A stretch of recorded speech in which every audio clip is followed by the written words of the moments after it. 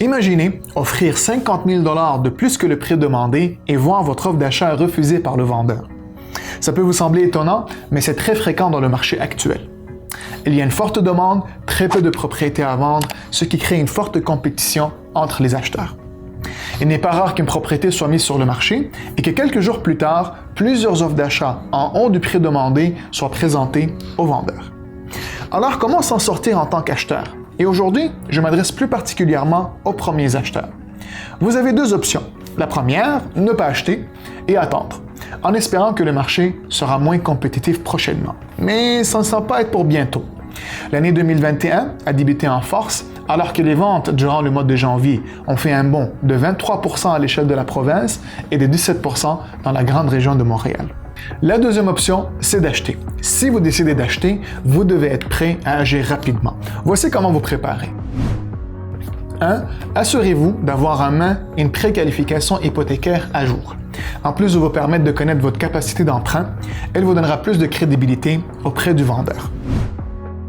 2. Déterminez le type de propriété recherchée. Que voulez-vous acheter? Une maison, un condo, un duplex, peu importe. 3. Ciblez un secteur précis.